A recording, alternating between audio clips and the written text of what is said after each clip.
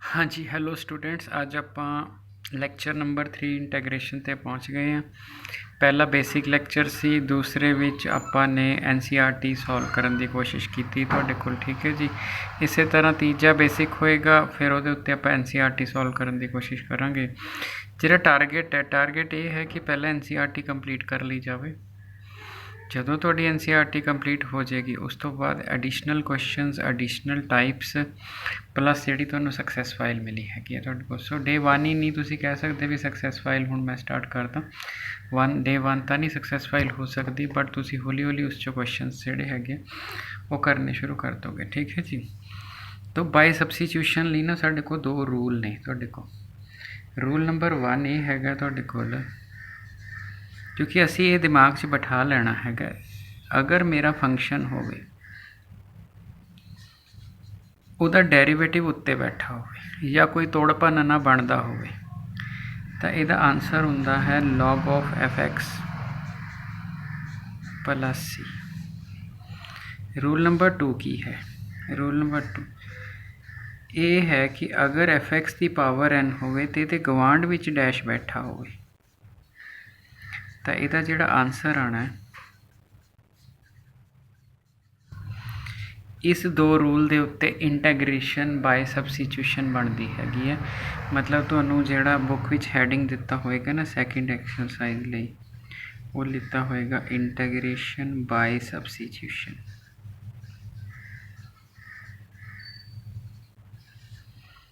ਸੋ integration bye substitution ਦਿੱਤਾ ਹੋਏਗਾ। ਔਰ ਜਦੋਂ ਵੀ ਸਬਸਟੀਟਿਊਸ਼ਨ ਦੀ ਗੱਲ ਆਵੇ ਹੁਣੇ ਤੁਸੀਂ ਦੋ ਫਾਰਮੂਲੇ ਸੋਚਣੇ ਨੇ। ਮੈਂ ਇਸ ਕਰਕੇ ਕਹਿ ਰਿਹਾ ਹਾਂ ਕਿ ਜੇ ਤਾਂ ਕਿਸੇ ਕੁਐਸਚਨ ਬਹੁਤ ਛੋਟਾ ਕੁਐਸਚਨ ਹੈ ਤਾਂ ਡਾਇਰੈਕਟ ਫਾਰਮੂਲਾ ਲਾ ਸਕਦੇ ਹੋ। ਅਗਰ ਕੁਐਸਚਨ ਛੋਟਾ ਨਹੀਂ ਹੈਗਾ ਤੁਹਾਡੇ ਕੋਲ ਤਾਂ ਫਿਰ ਡਾਇਰੈਕਟ ਫਾਰਮੂਲਾ ਤਾਂ ਨਹੀਂ ਲੱਗ ਸਕਦਾ ਤੁਹਾਡੇ ਕੋਲ, ਫਿਰ ਤੁਸੀਂ ਸਬਸਟੀਟਿਊਸ਼ਨ ਕਰਕੇ ਉਸ ਫਾਰਮੂਲੇ ਦੇ ਉਹੋ ਜਿਹੇ ਹਾਲਾਤ ਬਣਾਉਂਦੇ ਹੋ, ਠੀਕ ਹੈ ਜੀ। ਆਪਾਂ ਹੁਣੇ ਐਗਜ਼ਾਮਪਲ ਲੈ ਕੇ ਸਮਝਦੇ ਹਾਂ ਕੀ ਹੈ। ਇਸੇ ਤਰ੍ਹਾਂ ਲੈਕਚਰ 4 ਦੇ ਵਿੱਚ ਆਪਾਂ ਲੈਕਚਰ 3 ਦੇ ਵਿੱਚ ਆਪਣੇ ਬੇਸਿਕਸ ਡਿਵੈਲਪ ਕਰਾਂਗੇ ਅਤੇ ਲੈਕਚਰ ਜਿਹੜਾ 4 ਹੋਏਗਾ ਉਸ ਵਿੱਚ ਮੈਂ NCERT ਐਕਸਰਸਾਈਜ਼ ਜਿਹੜੀ 7.2 ਡਿਸਕਸ ਕਰੂੰਗਾ। ਬਿਲਕੁਲ ਲੌਜੀਕਲੀ ਚੱਲਿਓ ਜੀ ਤੁਹਾਡੇ ਕੋਲ ਜਿਹੜਾ ਹੈਗਾ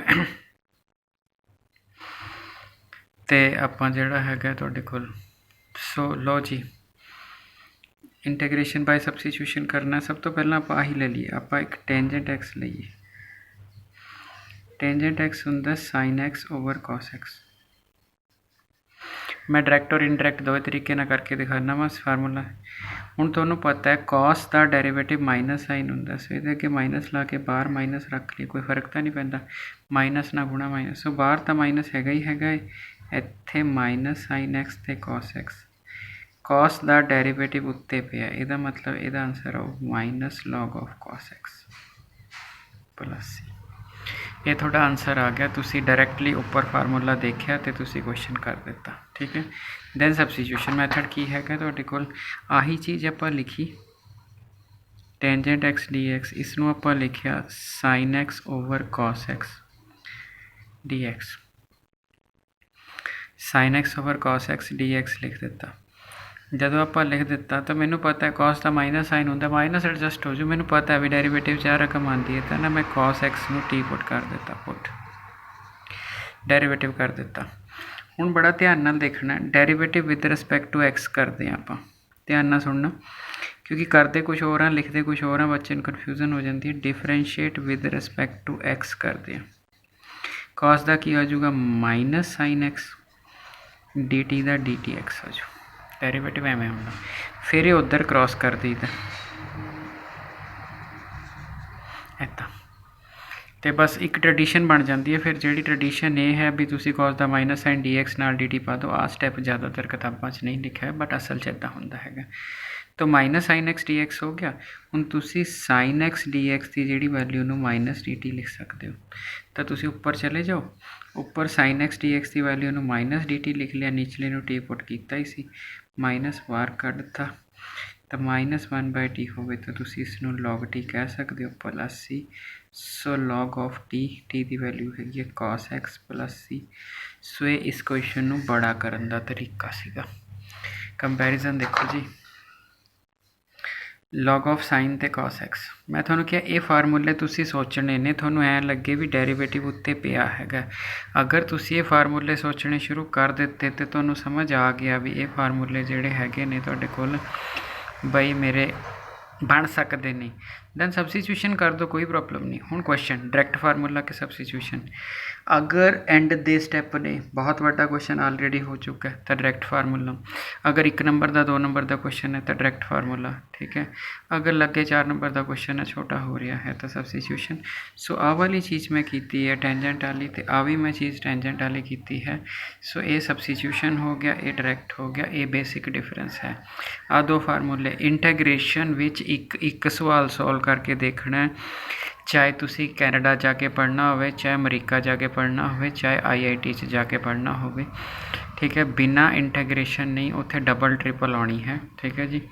मेरे को फॉरेन यूनिवर्सिटियां के सिलेबस भी है डबल ट्रिपल, चाहे तो देख लेना तुहाडे पास जाके, तुहाडे कोल थॉमस एंड फिने है, यूरोप दी सारियां यूनिवर्सिटियां च लगती है, अमेरिका च लगती है। दूसरी जिहड़ी हैगी है तुहाडे कोल प्रोफैसर स्टीवर्ट की बुक हैगी है तुहाडे कोल, वो कैनेडा दी सारियां यूनिवर्सिटियां च लगती है, फ्री इंटरनेट ते पईयां ने, देखना उहदे विच की हैगा। तो ये सारियां चीज़ां उन्हां च डिस्कस कीतियां होईयां ने, इस करके असीं ये नहीं अफोर्ड कर सकते भी असीं एक भी क्वेश्चन छड्ड के चलीए, ठीक है।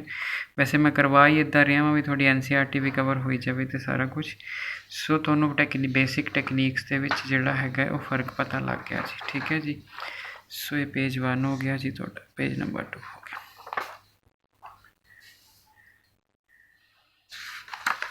ठीक हो गया जी। हुण आए आपां तुहाडे कोल तो जे इहदा मतलब तुसीं जे हुण कॉट का करना होवे, हुण मैं कॉट का सब्सटीट्यूशन ना नहीं करूँगा, ये हुंदा cos x over sin x। थोड़ा डेरीवेटिव साइन का डेरीवेटिव की हुंदा cos तो उपर पे, तो यदा मतलब ये log of sin x plus c, इन्नी क गल है, ठीक है जी। हुण जे मैं सीकेंड x का कढ़ना हो, ये सारे करे नहीं सी जी पहला, जे मैं सीकेंड का करना हो तो मैं ये थोड़ी जी टेक्नीक है ये ख्याल रखना। सीकेंड एक्स लिख लिया, ऊपर सीकेंड एक्स प्लस टेंजेंट एक्स लिख लिया, नीचे भी आही लिख लिया सीकेंड एक्स प्लस टेंजेंट एक्स, नाल आपां ने dx कर दिता तुहाडे कोल, ठीक हो गया जी। हुण तुसी अगर सीकेंड एक्स नूं पुट करते हो तो सीकेंड एक्स टेंजेंट एक्स वाली टर्म तो तुहाडी जिहड़ी हैगी वो कट जाएगी तुहाडे कोल, और तुसी देखो सीकेंड का सीकेंड एक्स टेंजेंट का सीकेंड स्केयर एक्स। तो सोच के देखो जी उत्ते गुणा करते हो, सोच के देखो उत्ते गुणा होगी secant square x plus secant x tangent x. आ चीज़ विजुलाइज करनी सीखनी है, अगर ये विजुलाइज करनी आ गई तुहाडे कोल, ठीक है जी, तो तुहाडा जिहड़ा हैगा तुहाडे कोल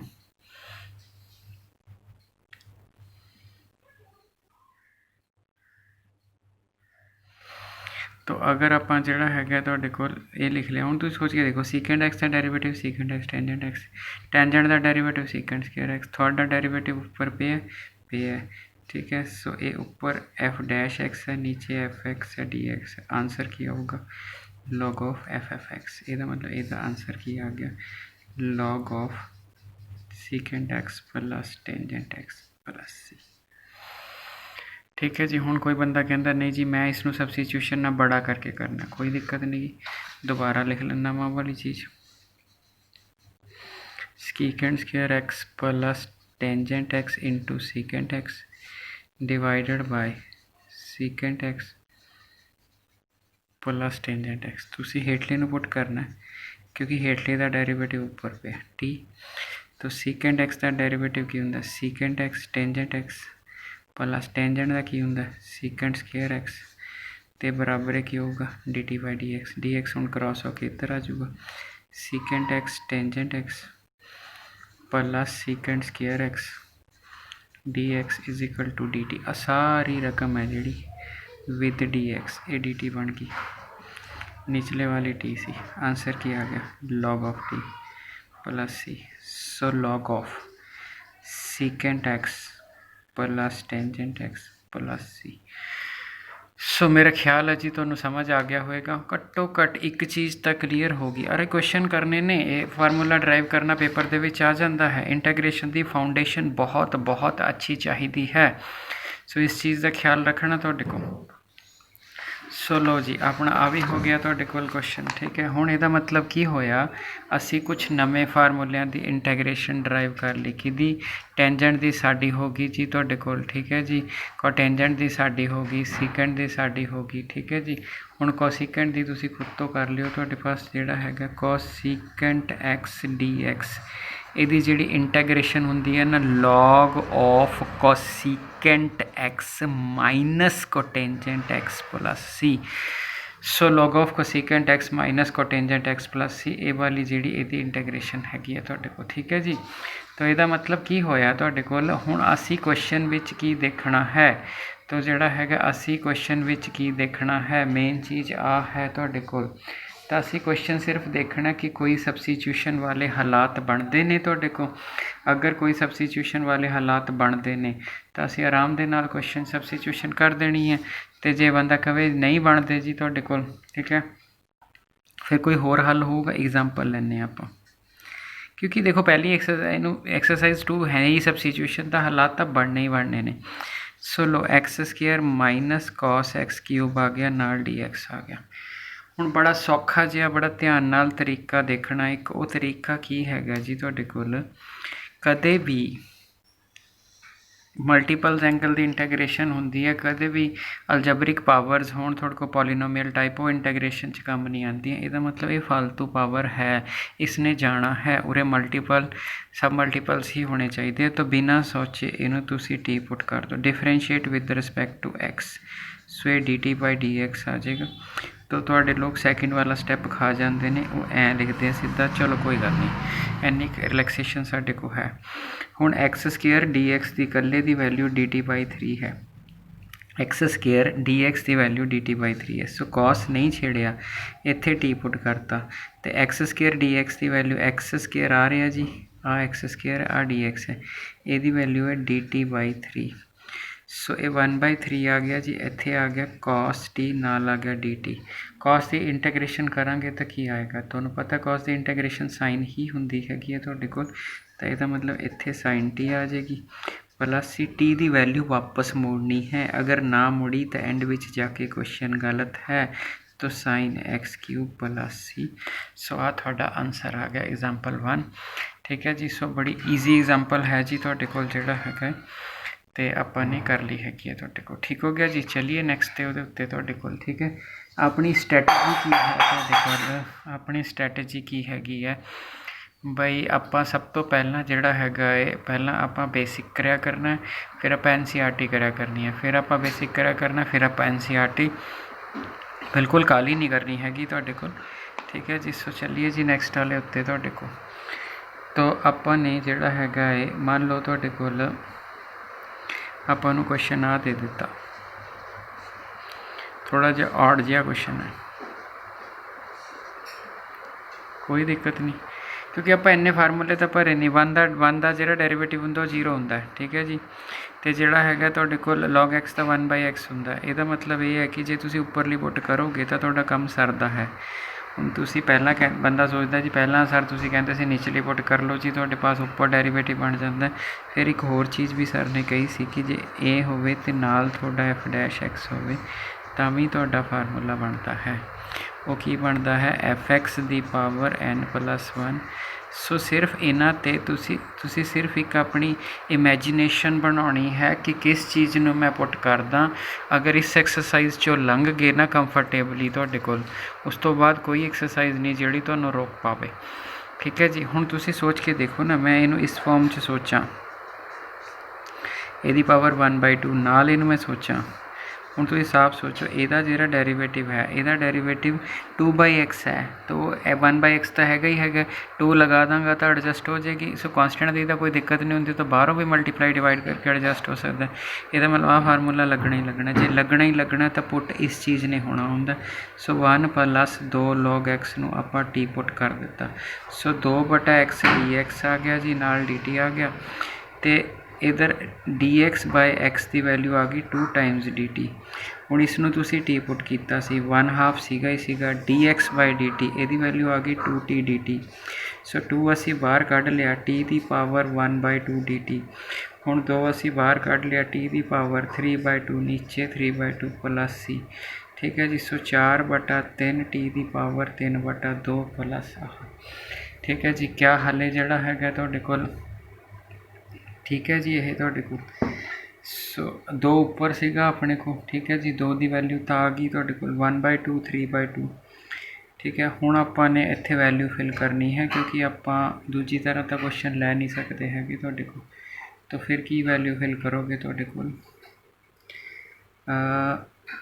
आपां उरे कीता सी ना। सो इत्थे मैं गलती कर दी, वो की करता, एक मिनट देखो आपां कलर चेंज कर लीए। 2 ने नीचे जाना सी, जो ये नीचे भेजांगे तो इत्थे आएगा। सो इसका मतलब है इत्थे की बजाय इत्थे आएगा।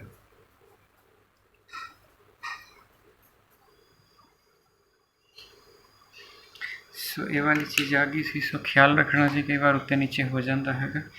तो अगर आ वाली चीज़ आ गई तो 1/3 टी की तुसी वैल्यू फिल करनी है 1 + 2 log x उत्ते 3/2 प्लस सी। तो तुहाडा क्वेश्चन हो गया, ठीक है जी। जी गलती सी उसनों ध्यान नाल देख लेना, तो बाकी क्वेश्चन बहुत अच्छा क्वेश्चन है। चलिए जी नेक्स्ट।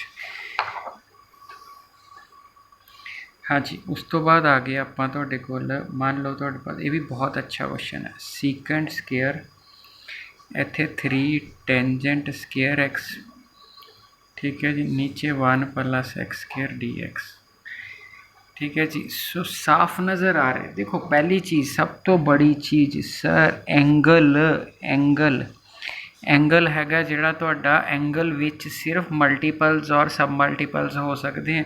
एंगल तक घसमान पिया होया सीकेंड दा यह थीटा है। अगर थीटा अजीबो गरीब होवे, सब तो पहला थीटा हटा दो जी क्वेश्चन चों, सिंपल। ये बहुता सोचना नहीं हुंदा, कोई रॉकेट साइंस नहीं। तो 3 1 + x² हो गया, इहदा dx हो गया, तो इहदा dt हो गया, ठीक है जी। तो मेरा 3 मैं परले पासे भेज देना, dx नीचे 1 + x² जिहड़ा है वो dt/3 आ जाएगा। सो जो dt/3 आ जाएगा इत्थे सीकेंट स्केयर तुसीं इहनूं की पुट कीता, थीटा सॉरी टी पुट कीता, टी लिख लो, ठीक है। नीचे dx/आ वाली चीज़ हट गई क्वेश्चन चो इनू dt/3 कहने हैं। सो 1 सीकेंट स्केयर टी, ठीक है। तो जिहड़ा हैगा तुहाडे कोल नीचे 3 बाहर निकल गया। तो सीकेंट किहदा इंटैग्रेशन डिफरेंशिएशन हुंदा, टैन की डिफरेंशिएशन करोगे तो तुहानूं सीकेंट मिलता है, ठीक है जी। इहदा मतलब की होया तुहाडे कोल टेंजेंट की डेरीवेटिव का, इहदा मतलब टेंजेंट टी है क्योंकि टेंजेंट का डेरीवेटिव सीकेंट स्केयर टी हुंदा। 1/3 हैगा प्लस सी हैगा 1/टेंजेंट टी, टी की वैल्यू तो tangent inverse x plus c. सो आ तुहाडा जिहड़ा हैगा क्वेश्चन हो गया। सो मैंने लगता नहीं कोई दिक्कत वाली गल हैगी है तुहाडे कोल, ठीक हो गया जी। सो मेरा ख्याल है जी तुहानूं बड़ा ठीक ठाक ढंग नाल एक आइडिया हो गया होएगा बई जिहड़ा हैगा मैं बहुत ज़्यादा कोई एक्सट्रा क्वेश्चन नहीं हाले लै रहा हैगा तुहाडे कोल। मैं सिंपल क्वेश्चन लै रहा मां बई जिहड़े आ पेपर च आया हुआ क्वेश्चन है जी, ठीक है।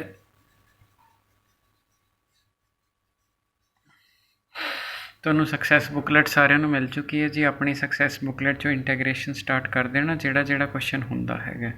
हाँ, इस बुकलेट ਦੇ ਵਿੱਚ एप्लीकेशन ऑफ डेरीवेटिव्स ਦੇ क्वेश्चन की कमी हैगी है, वो अगली ਦੇ ਵਿੱਚ ऐड हो जाएंगे, ठीक है जी। तो नंबरिंग उत्ते नीचे हो गई सी थोड़ी जी, वो कोई दिक्कत नहीं, मतलब रोल्स हैगी है तो वो हैगी है, बाकी नहीं हैगियां। तो अगर आ दिता होया तो इस तरह का क्वेश्चन करने लई की करना है तुहाडे कोल। तो इस तरह का क्वेश्चन करने लई एंगल देखो जी, एंगल विच मल्टीपल और सब मल्टीपल हो सकते, फ्रैक्शन नहीं हो सकती पावर। सो चक लो फिर इनू टी पुट कर दो। सो यदी वैल्यू 1/2 हैगी है, तो 1/2 इत्थे टी, सो 1/2 आगे जाऊगा, -1/2 होगी, dx हो जाऊगा, dt हो जाऊगा। सो dx नीचे, सो dx है तुहाडे कोल, हाँ जी। सो ये वाली चीज़ होगी जी तुहाडे कोल, ठीक है। इनू भी उधर ले जाने की की जरूरत है, इत्थे ही रख लो, इनू तो रख लो। सो इस चीज़ की वैल्यू मैंने मिल गई। सो टेंजेंट इनू मैं टी पुट कर लिया dx/आ सारी चीज़ का नाम मैं 2t dt रख लिया।